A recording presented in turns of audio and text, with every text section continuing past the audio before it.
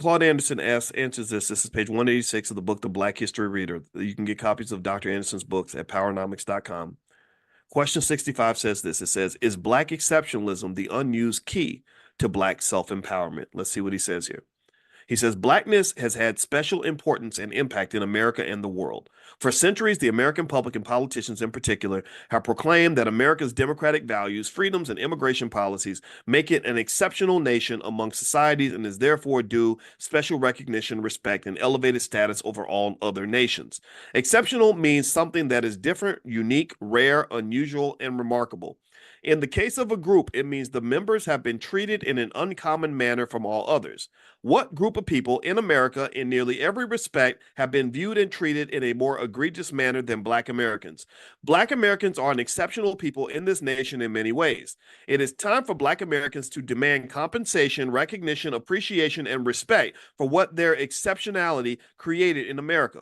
Because of Black exceptionality, it is an affront and disrespectful for this nation and the Black overclass to continue relegating Black Americans to broad and ambiguous groupings such as minorities, people of color, poor people, diversity, disadvantaged, and multicultural. Inclusion into these categories not only denies Blacks recognition for their achievements, it gives the misleading impression that all categories of class minorities, immigrants, Native Indians, Native Indians, gays, transsexuals, and women were enslaved, denied free land and wealth, lynched, castrated, denied to benefit from their own labor, denied human rights and love, and were maltreated as Black Americans. They were not. None of these groups have been treated like Black people. Black people are a very special people. Black exceptionalism is the missing factor needed to ignite a movement to change the bottom rung status of Blacks.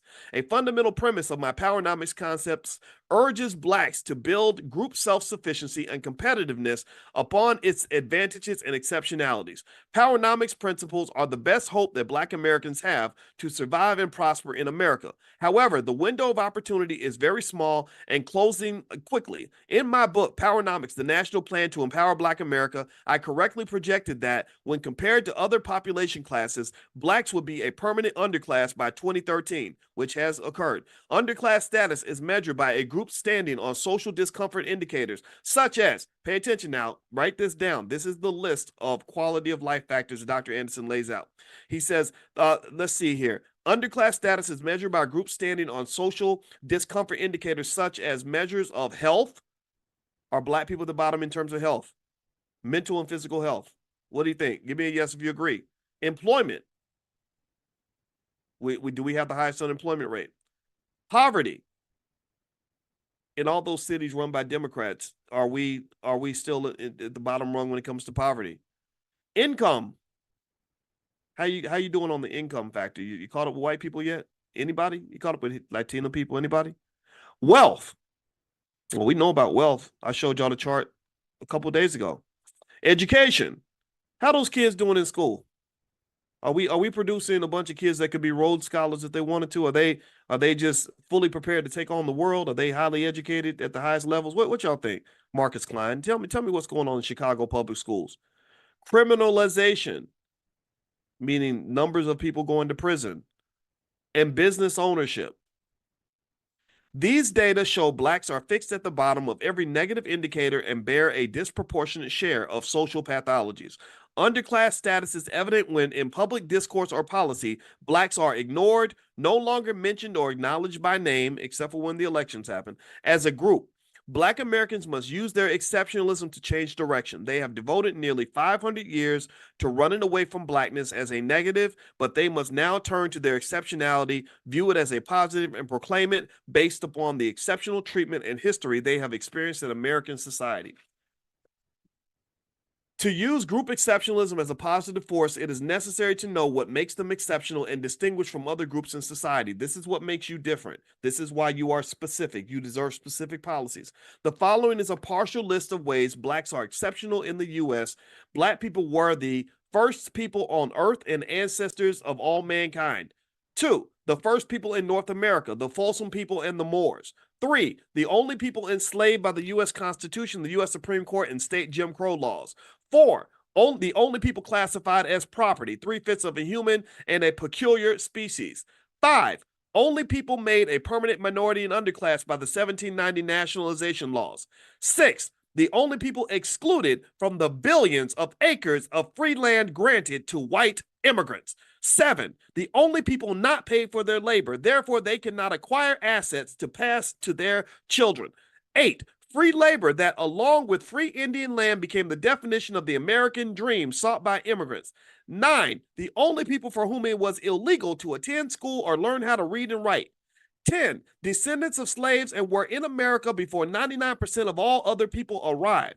11. The most patriotic people and fought in every major war since the nation's founding. 12. Creators of dance, music, and slang copied and confiscated by every nation. 13. Pawns over which the North and South fought in the 1860s American Civil War, brother against brother. 14. The only people who created the need for a second U.S. Constitution, the 13th, 14th, 15th Amendments, and civil rights laws. 15. Southern labor class whose images were displayed on Confederate currency. 16. The only people in America who were denied the humanity of loving, nurturing, building, and protecting their own families. Reflections upon the exceptionalities listed above should lead readers to question how different the U.S. would look today if 1. Blacks had been paid for forced labor that cleared the land, built the roads, bridges, canals, government offices, and universities. If 2. Blacks had been members of the founding fathers, participating in writing the nation's constitution, allowed to vote, hold public offices, and express group self-interest. 3. If blacks had ownership of some of the thousands of acres of free land upon which to build mega farms and ranches and extract the minerals, oil, gas, lumber, and other resources, and the opportunity to accumulate wealth from the generous land giveaways. 4. If blacks had been allowed to economically benefit from their inventions, music, dance, culture, and communities. 5. If blacks had received the land, money, and tribal membership mandated in the 1866 Indian treaties. If 6. Black ownership rights have been preserved to land in Florida according to the Adams-Onis Treaty. 7. If blacks have received the $50 million stolen by whites from the Freedmen's Bank. The exceptionality of black Americans is their best but so far unused pathway to socioeconomic competitiveness, independence, and self-sufficiency. I'm going to stop on that point, and we're going to take a breath. And I want us to kind of process this for a minute. I want us to meditate on what Dr. Anderson said. Here's what I'm getting from this. It seems that what Dr. Anderson is saying is that you live in a country that wants to lump you in with everybody else. They want to act like what you went through and what you lost was not that important.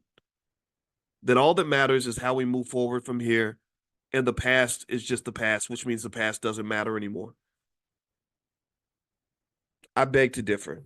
That is simply not true. The present is nothing more than an accumulation of actions that have been taken during the past. That's all the present is. Everything that you see around you, when you walk through a city like Seattle and you see $1 billion, $100 million, $200 million, $1 billion buildings all throughout that city, and you realize that not one of those buildings is owned by a black person, there's a reason for that. Why is it that so many of these institutions are not owned by black people, but were built by black people? So a debt is owed, and it's owed because you are unique and exceptional. There's no other group of people in this country that can say they went through what we went through, that they had the same experience, they had the same theft that occurred for our families. And so the question becomes, what are you going to do about that? What are you going to do about that? Because that's a big debt. If somebody owes you $3,000 and they only got $3,500 in the bank,